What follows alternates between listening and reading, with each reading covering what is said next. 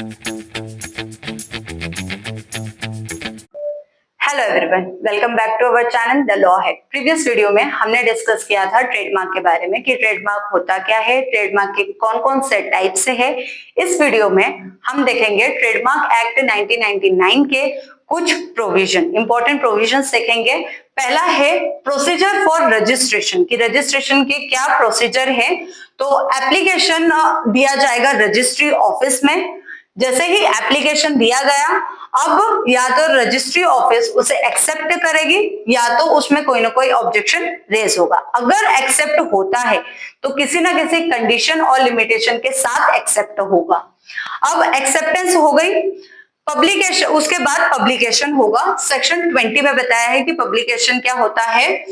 Publication होने के बाद 4 महीने के अंदर अगर कोई पर्सन उसे अपोज करता है, अपोजिशन बताया सेक्शन 21 में कि अपोजिशन होता क्या है। अगर कोई पर्सन उसे अपोज करता है ट्रेडमार्क को, तो दोनों पार्टीज को सुना जाएगा। दोनों पार्टीज को सुना जाएगा। अगर जो अपोजिशन है अगर वो सही है तो एप्लीकेशन को रिजेक्ट कर दिया जाएगा, और अगर अपोजिशन जो है वो गलत है, रजिस्ट्रेशन सेक्शन 23 में बताया है। उसके बाद सर्टिफिकेट मिल जाएगा हमें रजिस्ट्रेशन। अब हम रजिस्ट्रेशन के कुछ कंडीशंस देखेंगे। दो टाइप के कंडीशंस है। पहला है एब्सोल्यूट ग्राउंड, सेक्शन 9 में बताया गया है। सेकंड है रिलेटिव ग्राउंड, सेक्शन 11 में बताया गया है। पहला है एब्सोल्यूट ग्राउंड। कौन कौन से ग्राउंड से? नॉट ऑफ डिस्टिंक्टिव कैरेक्टर, अगर वो डिस्टिंक्टिव कैरेक्टर का नहीं है तो वो रजिस्टर नहीं होगा।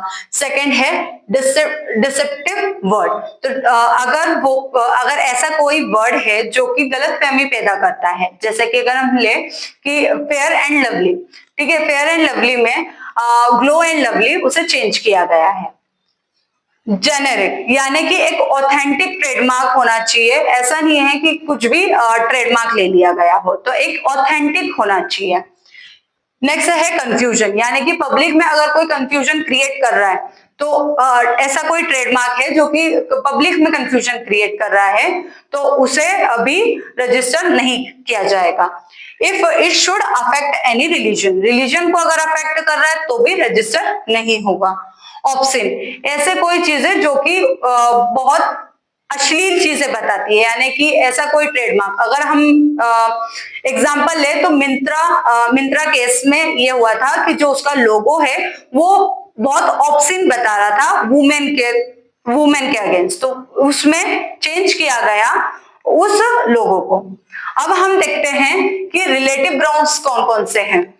पहला है not identical to already registered trademark, अगर कोई ट्रेडमार्क पहले से ही रजिस्टर्ड है, अगर उससे आइडेंटिकल है तो उसे भी रजिस्टर नहीं की जाएगी। सेकंड है no similar packaging, packaging similar नहीं होना चाहिए। Not identical to well known mark, well known mark जो है अगर उससे भी आइडेंटिकल है, उससे सिमिलर है तो भी रजिस्टर नहीं होगा।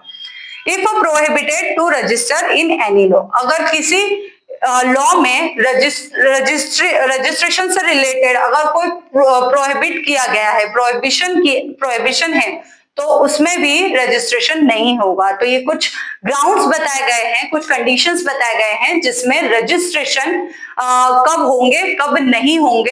इसके नेक्स्ट पार्ट में हम देखने वाले हैं कि पासिंग ऑफ क्या होता है, इन्फ्रिंजमेंट क्या है ट्रेडमार्क के, और इसके क्या रेमेडीज दिए गए हैं ट्रेडमार्क एक्ट में।